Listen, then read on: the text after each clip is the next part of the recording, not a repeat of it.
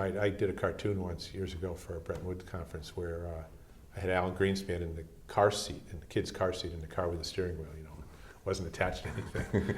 And then the congressman is there at the steering wheel with his hands out the window, not holding onto it, looking over at Alan and going, nice driving, while the car's going over the cliff, right? So, but that's exactly what it is. You know, it's monetary policy is the kid with the steering wheel that's not attached to anything. And how do you know that? Just look at the details of what actually happens when you do quantitative easing. You buy treasury securities. So what does that mean? It means you go into the market and you offer a price where people are indifferent between that treasury security and holding cash. And what is a treasury security? A treasury security is a dollar balance in an account at the Fed. It's called a securities account. Okay, they give it a fancy name, treasury security, but it's like a savings account at a normal bank. If you buy a treasury security, you send them money, the Fed money, you get it back with interest. If you go to a commercial bank, you buy a CD, you send them money, you get it back with interest. It's the exact same thing. So the Fed is a bank, and they have two types of accounts. A normal bank would call them checking and savings. The Fed calls them reserve accounts, Federal Reserve Bank, and securities accounts, treasury securities, okay? But they're just checking and savings. And so when the Fed buys securities, they go into the market, they offer a price where somebody decides, you know, instead of this securities account, I'd rather have my money in the reserve account. And the Fed debits their securities account, makes it smaller, and credits their reserve account, makes it larger. They're both dollars at the Fed. It's effectively swapping assets on the balance of the balance sheet of the Fed. It's not actually creating new net aggregate demand. Yeah, so if you had $1 million here in your securities and you sell it to the Fed, now you have $1 million in your reserve account.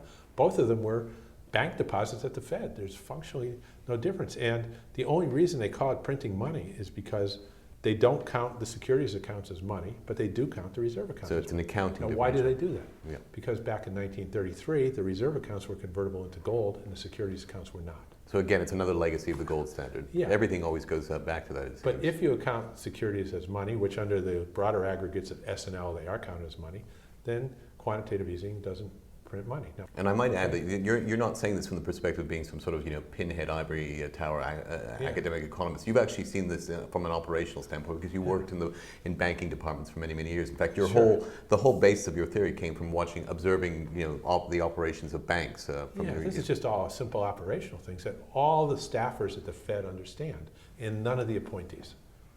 You ask the staffers at monetary operations, monetary affairs. You start talking like this, they speak your language immediately, and yeah, of course. And then you ask them, well, how many people in the FOMC understand this? And they go 0. They just don't get it. And so there's this huge disconnect between the senior staffers at the Fed and the political appointees. And one other point on China that I'd like to get to, which is that given that you have this, the operations you described, we don't have to worry about China running off and creating a dollar crash or a credit markets crisis because we owe them all this money. What I always like to say is it's not the denomination of the debt holder, it's the denomination of the debt, which is the most important consideration. So China has, I don't know, what, $2 trillion in savings accounts at the Fed or something like that? It's like, okay, what are they going to do? What would happen if they called up to check their balance? They went online and they saw, some kind of, it went blank. They called the Fed, and well, I'm sorry, we've had a computer error, we've lost all the accounts, records, they're just gone. It's like, what do they have? They have nothing. All they have is data on the Fed's computer. What are they going to do, call the manager? I mean, so who's taking the risk here? They've traded all these real goods and services in return for just numbers on the Fed's spreadsheet. Japan's been doing it since World War II, right? And Helmut Schmidt made the same point recently in an article in the Handelsblatt. He commented about Germany. He sort of said, I'm not sure that Germany exporting all of its output in exchange for financial claims is actually a good trade for Germany. He must have read my book. No, this is called Real Terms of Trade, right? Yep. It's been, it's not a secret or anything. And now in the old days, of course, instead of numbers here, China would have had gold. But now they don't. Now all they have are these credit balances on some computer at the United States Federal Reserve. And